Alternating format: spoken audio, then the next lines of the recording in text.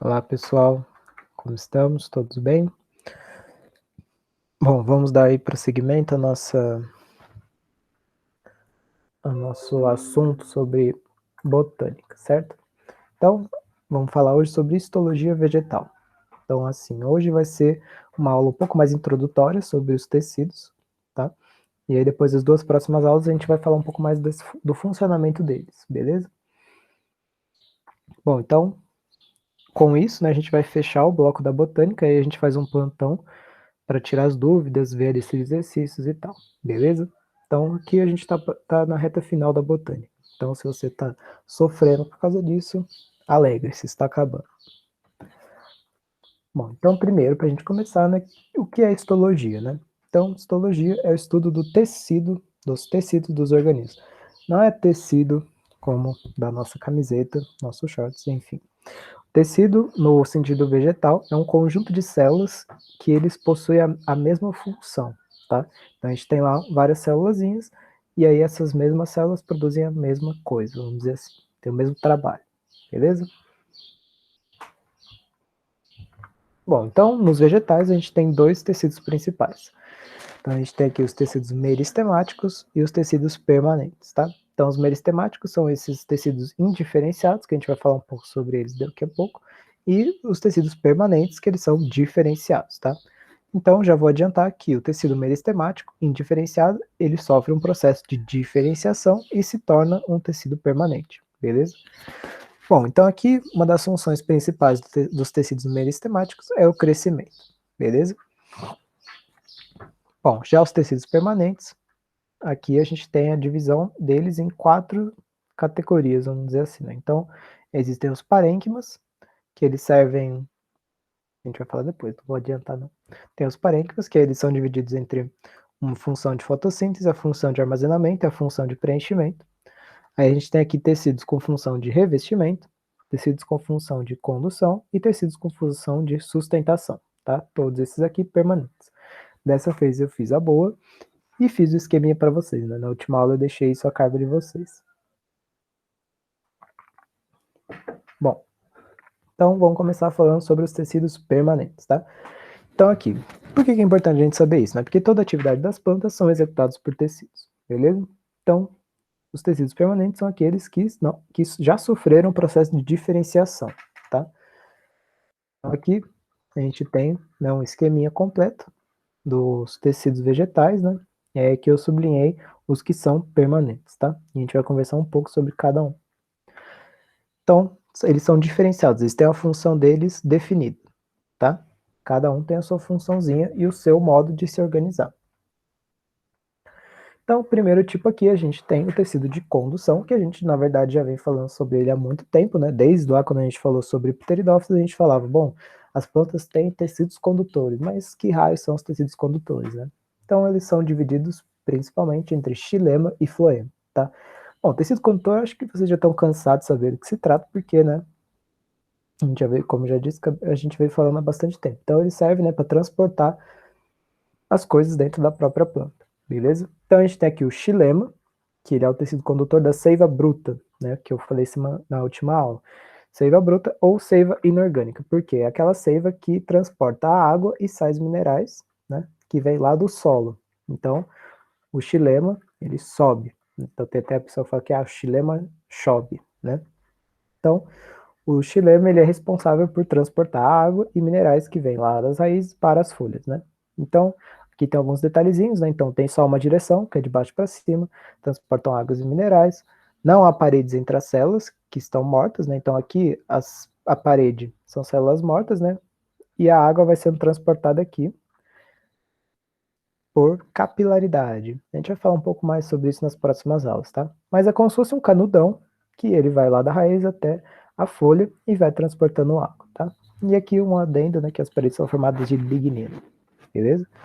Já o floema é o tecido que ele conduz, né, a seiva elaborada ou a seiva orgânica, que é aquela seiva em que vem lá das folhas e vai para o resto da árvore, né, da planta.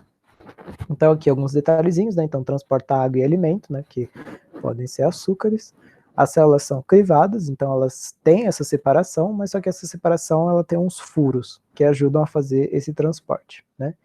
E é um sistema de duas vias, então o floema tanto pode descer quanto pode subir, beleza? Bom, uma coisa interessante da gente falar aqui é que o xilema e o floema, né, eles são como se fossem, tipo, como eles estão distribuídos na árvore, né? Depende, assim, depende da árvore. Porque se a gente fizer um corte, né, vamos supor que tem uma árvore assim, tá? Eu faço um corte nela, então agora eu estou enxergando ela de cima, certo? A gente pode enxergar o xilema e o floema como anéis, basicamente, tá? Então vamos supor, o xilema vai estar aqui, depois vai ter uma imagenzinha ilustrando melhor, tá? E o floema em volta. Bom, por que eu tô falando isso? O que é interessante a gente notar é que o xilema, ele está localizado mais ao centro do tronco, tá? Ou do caule. E o floema, ele está localizado mais na periferia. Vocês conseguiriam imaginar por quê? Pausa o vídeo e pensa um minuto. Bom, então, vamos lá. Por quê? O xilema, ele é considerado, vamos dizer assim, um pouco mais importante, né? Porque assim, vamos lá. Para que a planta consiga se nutrir, ela precisa de água e minerais, certo? Então, quem traz isso é o xilema. O floema, ele só é responsável por distribuir. Então, assim, se a árvore passar por algum problema, né, sei lá, acontece alguma coisa que danifica o caule, ele pode danificar se o que vai estar mais externo, certo? Então, o que está mais externo, no caso, é o floema. Por quê? Qual que é a vantagem evolutiva disso, né? O que aconteceu? Mutações aleatórias, seleção natural, fizeram com que o xilema ficasse mais no centro, porque o xilema, ele é responsável pela base, né? Então, se a água não tiver, se a planta não tiver água e minerais, ela não sobrevive. Mas se ela fere o floema, pelo menos o xilema continua funcionando, né? Então, tipo assim, beleza, danificou o floema, só que eu consigo continuar produzindo alimento, né? De qualquer forma. Mas se ferisse o xilema, esse alimento não conseguiria ser produzido, né? Porque a água e os minerais não chegariam à planta, entende? Porque essa diferença entre o xilema tá mais interno e o floema tá mais externo, porque, bom, se eu perder a seiva orgânica, não faz tanta diferença, porque eu vou continuar conseguindo produzir ela. Mas se eu perder a seiva bruta, eu não consigo produzir nada, então a planta acaba morrendo, beleza? Bom, outro tipo de tecido é o tecido de sustentação. Então, sustentação, como o próprio nome já diz, é para ajudar a deixar em pé a plantinha, né? Então a gente tem duas principais aqui, que é o colênquima, que ele é mais flexível, e o esclerênquima, que ele é mais rígido. Então, assim, notem, né, que assim, ao longo das nossas aulas, que a gente está vendo é basicamente um monte de nomes, né? Então talvez seja interessante que vocês consigam ir catalogando esses nomes e o que cada um significa, né? Porque que nem na aula passada se tratava de classificação. Na verdade, nessa aula também se trata de classificação. Se vocês notarem, são classificações de diferentes níveis, né? Então aqui a gente está classificando os tecidos. Lá a gente estava classificando os órgãos, vamos dizer assim, né? Que era folha, caule e raiz. Então agora a gente está classificando os tecidos que, no caso, estão inseridos, né, entre caule, folha e raiz. Beleza?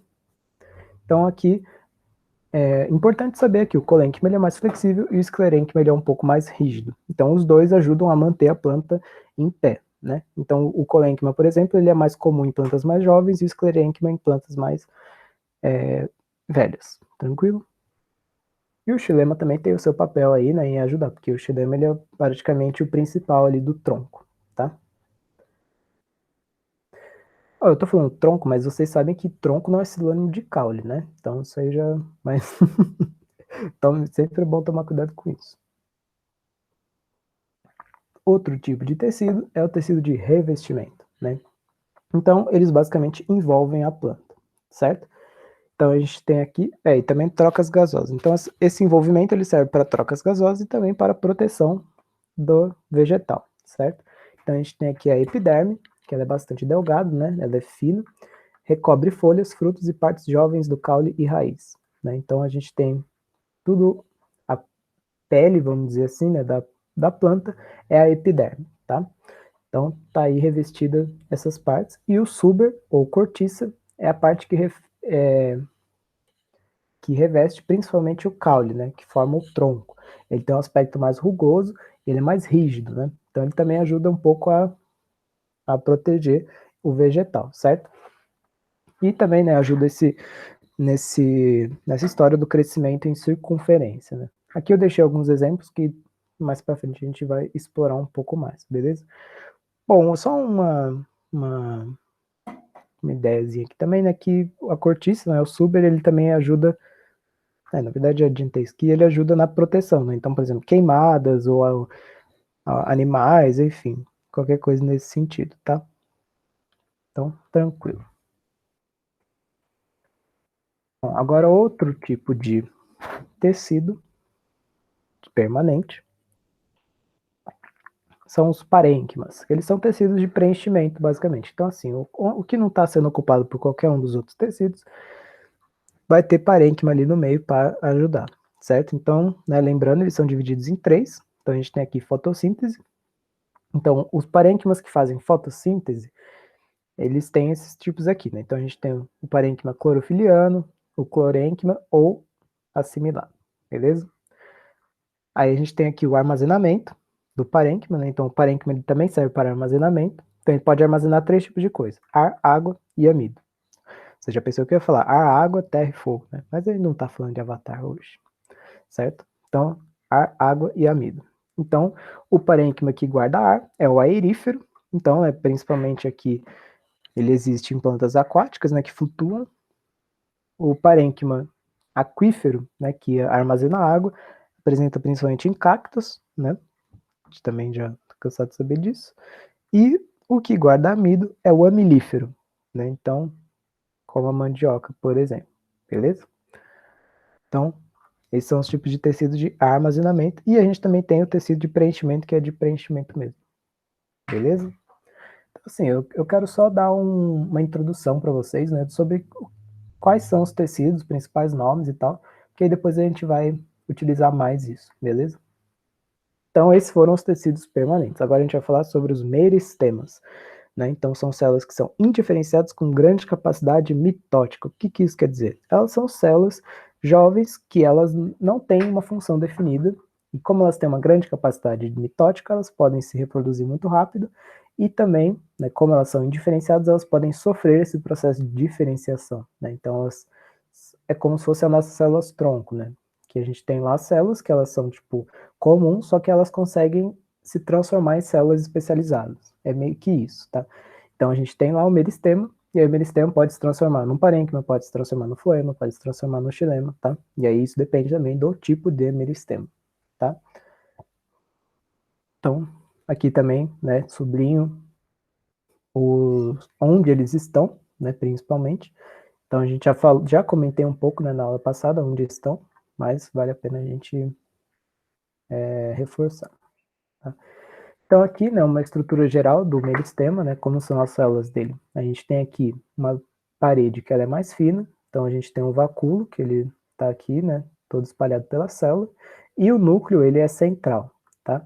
E aí, conforme vai passando esse processo de diferenciação, o que vai acontecendo? A parede vai ficando mais rígida, o núcleo vai ficando mais para a periferia e o vacúolo acaba ocupando a maior parte do espaço, tá? Então, esse é o processo de diferenciação. Então, uma célula que ela é desse jeito, desde o modo embrionário, né, desde a fase embrionária, ela está lá nesse modo jovem, e aí ela vai se diferenciar numa célula adulta, certo? E é isso aí, acontece, né, de acordo com estímulos hormonais, tranquilo? E aí a gente vai comentar um pouco sobre isso depois.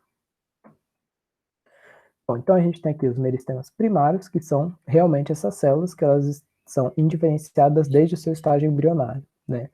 Então o que isso quer dizer? Que elas são meristemas desde sempre, tá? Desde que a planta nasceu, aquela parte é meristema, tá?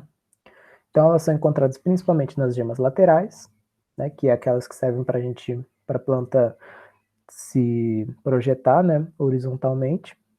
Aí a gente tem as gemas apicais, que é aquelas que estão no topo das árvores, né? Que fazem elas crescer para cima.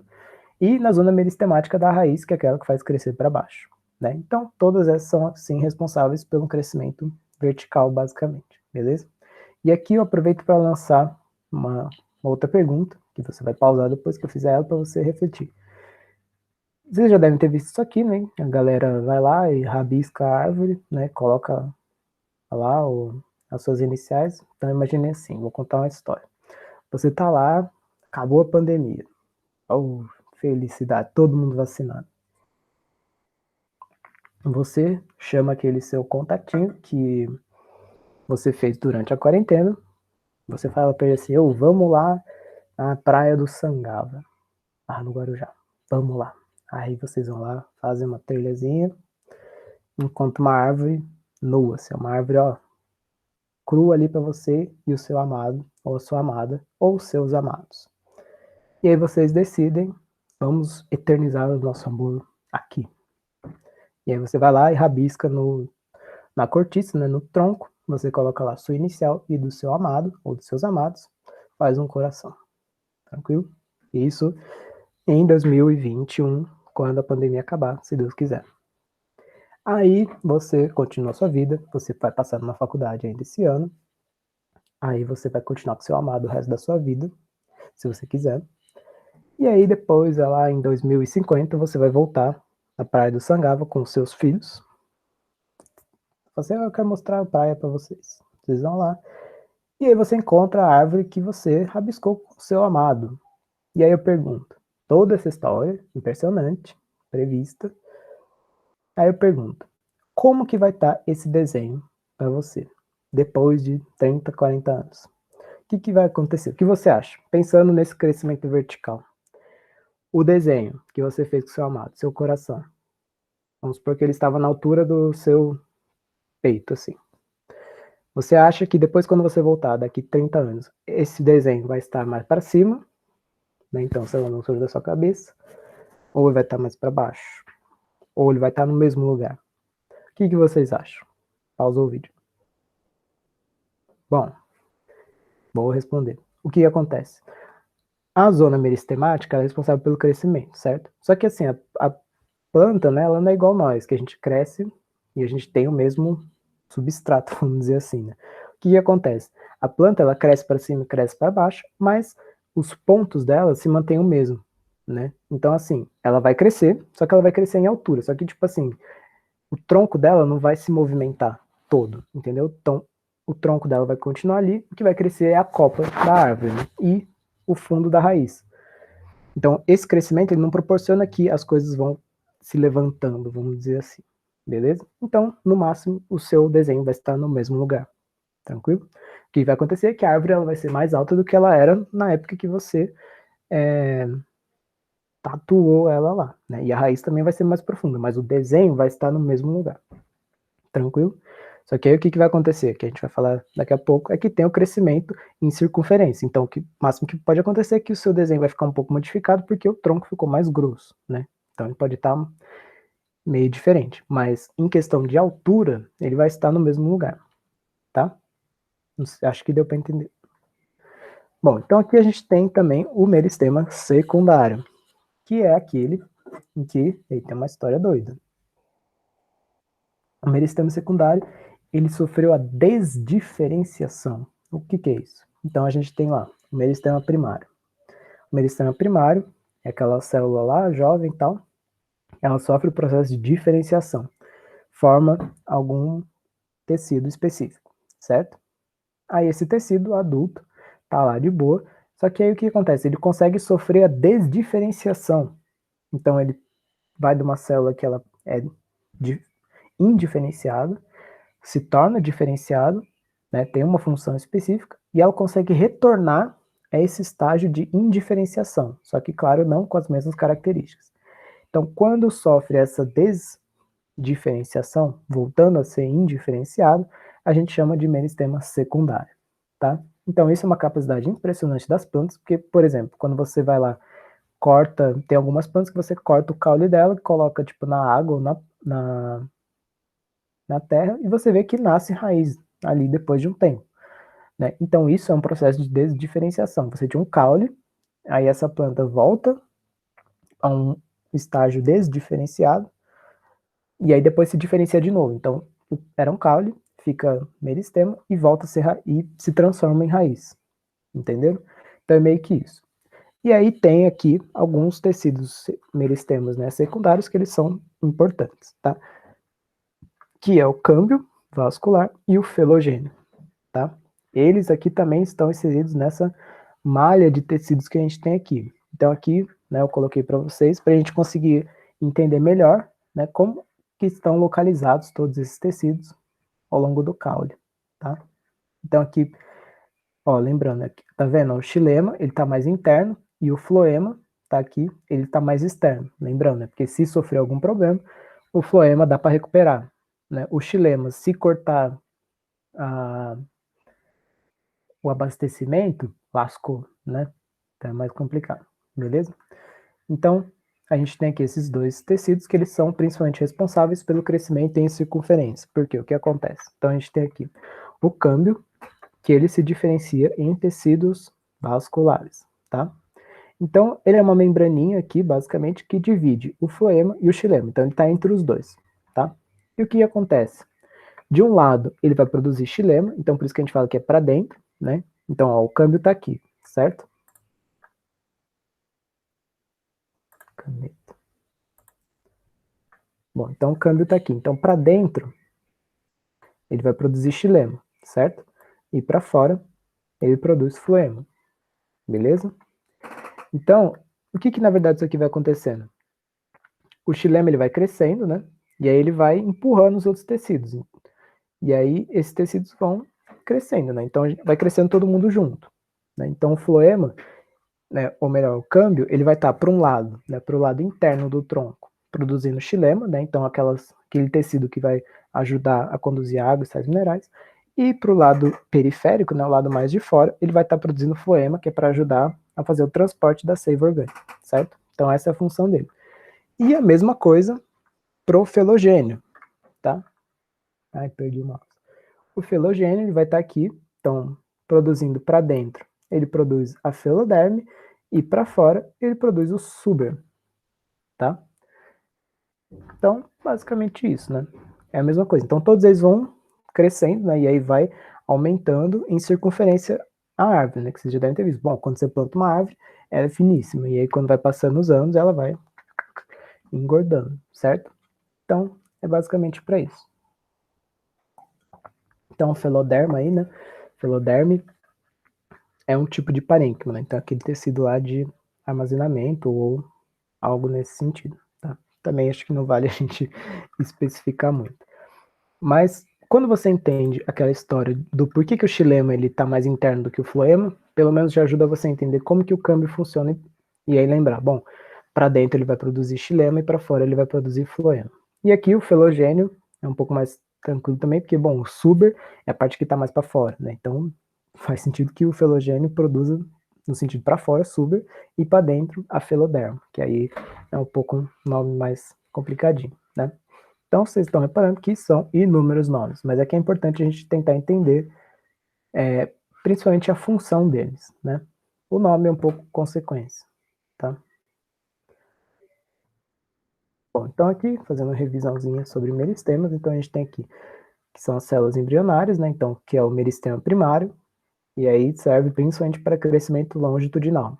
Então a gente tem no ápice, né, então, no ápice pode ser o caule ou a raiz, que é aquela história lá, né, de crescer verticalmente, ou as gemas laterais, que aí ajudam a crescer horizontalmente, né, mais os galhos, certo?